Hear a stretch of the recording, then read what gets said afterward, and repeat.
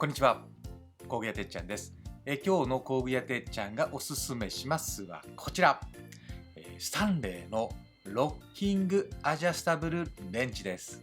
はい、いわゆるモンキー型のバイスプライヤーのモンキー、どっちなんでしょうね、ロッキングアジャスタブルレンチということなんですけども、普通のモンキーでいいじゃないかとね、普通のバイスプライヤーでいいじゃないかというふうにお考えの方もいらっしゃるかと思いますけども、はい、とてもね、面白い特徴のある商品なんで、その特徴を3つのポイントでね紹介していきたいと思います。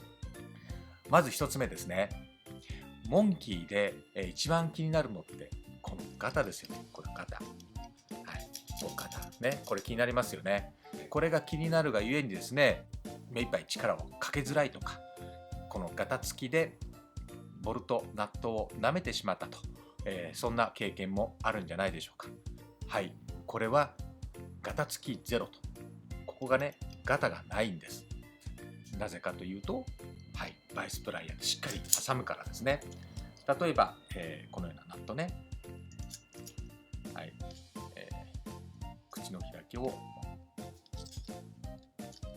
ねこのように合わせまして、ギュッと、はい、ギュッとしたら、もう、はい、縦横のガタはありません。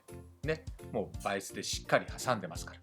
ですから、ね、安心して力をかけることができるということなんですね。ポイント1つ目、ガタがないと。ガタつきゼロということですね。そしてポイント2つ目ですね。ガタがないと。じゃあこれ抜き差しどうするのということなんですけども、2つのねやり方があります。ここ、ね、外してまたはめて回す、外して締めて回す、ね、こういうやり方もありますけども、一旦ロックした状態で緩めてますから、緩めるこっちかな、ね、緩めてますから、あとはここね、ここ、はい、動きます。ロックしていても、ね、ナットを挟んでいないので、これね、軽やかに動きますので、一旦緩めたら、はい、サイズ合わせて、はい、このようにしてこう使うと。ね、そうすれば、普通の早回しのスパナと同じようにね、使うことができます。ポイント2つ目は、普通のモンキーとしても使えますということですね。そして3つ目のポイントです。一般的なね、バイスプライヤー、お持ちの方も多いかと思います。はい、とても便利な工具ですよね。でもギザ、はい、ギザついてますね。ギザついてますよね。このギザでどうしても相手を傷つけてしまうと、ね、それが嫌だなって思った方も多いかと思います。はい、見てくださいね。ギザないです。モンキーですからギザないですよね。はい、ギザないです。ですからギザなしのバイスプライヤーとしても使うことができるんですね。はい、ちょっとこれ便利じゃないでしょうかね。